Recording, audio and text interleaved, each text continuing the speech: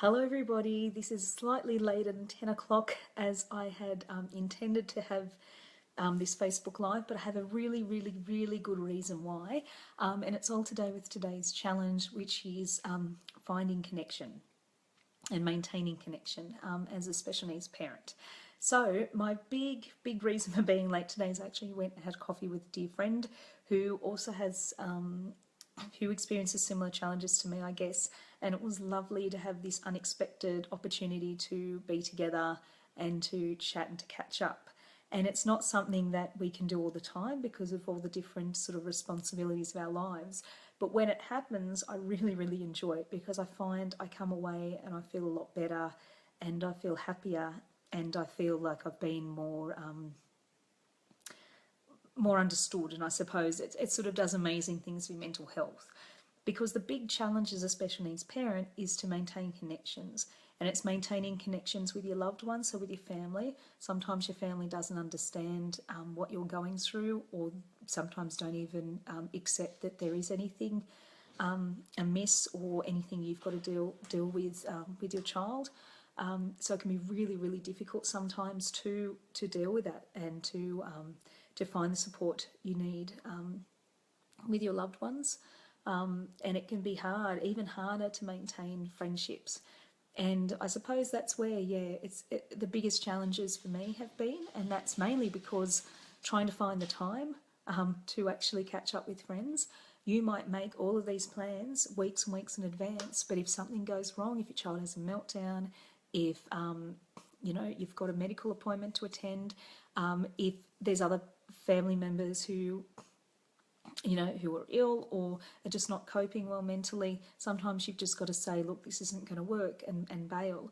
And it can be really difficult to keep your friendships going if you seem to be the one who's always bailing, or if you're the one who isn't initiating things, because you just can't. The last thing I want to do most of the time is to come home after a long day or at night after I finally got everyone to bed and have a conversation with someone on the phone. That's sort of the last thing I want to do. So that impedes what you would normally, I suppose. I remember pre-kids, I'd be on the phone all the time to friends, meeting up with them, doing all this stuff. And then when you have kids, and particularly when you have kids who have additional needs, where your time and your money and your energy is in getting them the help they need, sometimes you just don't have that time left over, or that energy to then have that time with your friends, let alone any of the financial things. Sometimes coming out for a coffee can be too much for the budget. Sometimes, obviously going to a concert or doing some of the things that you used to do, as friends, can be difficult. So it is a massive challenge keeping connections going, particularly because as a special needs parent, we all need human connection and we all need that support. And that's why when you can find other people who are in a similar position to you, sort of as I've done, hold on to them and make yourself available. So I could have said this morning, sorry, can't do it because I want to be on at 10 o'clock and talk to people and maintain my commitment here. But I also wanted to spend that time with my friend, and I really enjoyed it, and I feel better for it. So that for me, that was a no-brainer. I have to think of myself and my own mental health, my own mental needs.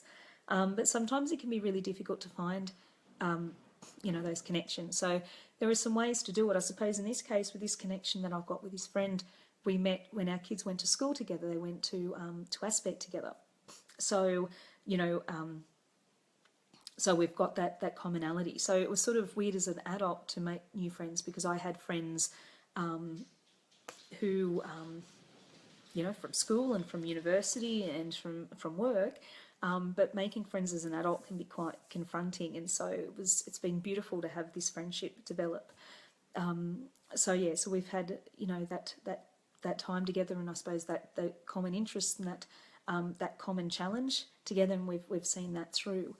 So one option is to actually make friends with people with your kids' school. And that could be, obviously, if your child's at a special school or even a mainstream school, that's one place to try and find some common interests. And it doesn't have to be just sticking around the school gate and, hanging around and gossiping or whatever. It could be that if you're able to, trying to help out. So I help out 3 days a week at the breakfast club. So we serve toast and fruit and milk and water to kids in the morning. It's half an hour.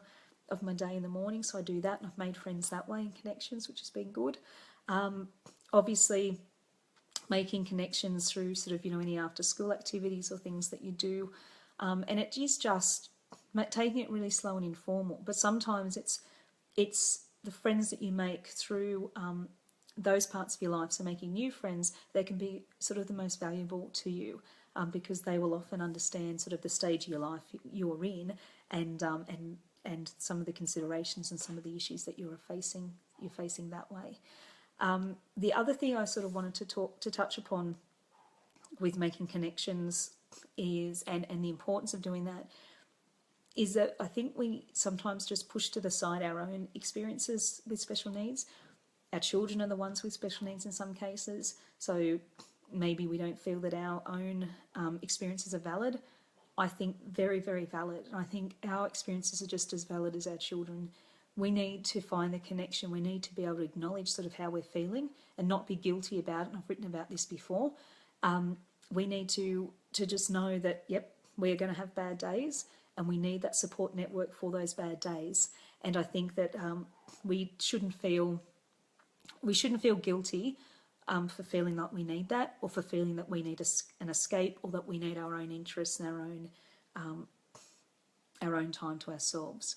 So that's sort of where making connections is really important as well, because if we can have our own interests, and it might be that, you like playing tennis. I used to play tennis before I busted my knee. I still haven't got back there yet.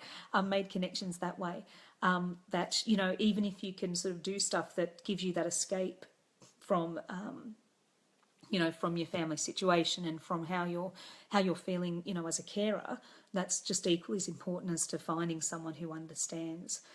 So I suppose I just wanted to, just touch on that today, because I know we all have issues, maintaining connections, because life changes, our priorities change, and sometimes we just can't be the friend, and we can't be the same person we were before.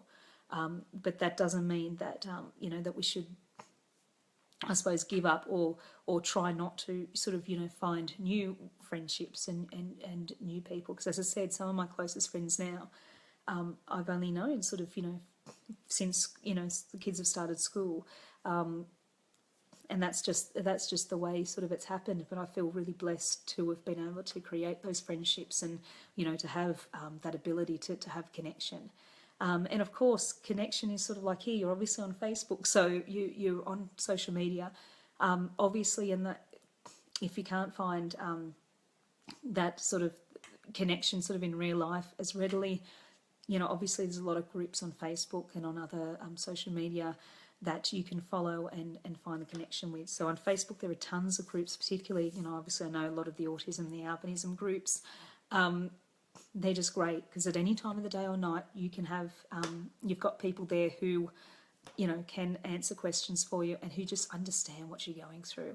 And most of the time, that's all we need. We just need that understanding to know that we're not alone, and then we can move on from there. And, and often that's all you need to feel a little bit lighter and brighter. And then the next time around, you can get that again and hopefully move forward that way. So I suppose the challenge for this week for everybody is to try and make a connection, or to reconnect, or to maintain that connection in some way. So as I said, I've had coffee with a friend today, but I'd like to get in touch with another friend and try and organise something else, or even just to be on the phone, or even just, to email, text, just something to keep that connection going. So, if you're looking for, if that's a challenge for yourself as well, maybe just set one little thing that you can do this week, be it you text someone, you email someone, you give someone a call.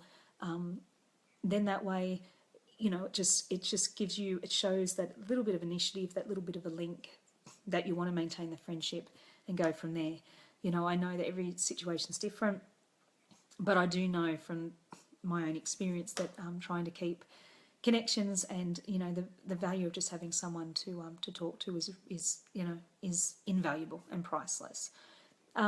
So that was my challenge of the week I wanted to chat about. So I'll be back on Friday talking about wins of the week, hopefully at 10, but we'll see. If I have another friend or another chance to connect, I'm going to take it because I know how valuable it is for me in my own mental health, and I'm guessing it'll be the same for you guys. But please leave some comments below if you have other challenges, or if you wanted to add to this conversation, be talking about something different every week on a Monday for a challenge. Happy to take suggestions too if there's something that you wanted to me to address, or to talk about yourself. So hopefully I can see you next time. Thank you so much for watching, and I'll talk to you then. Bye.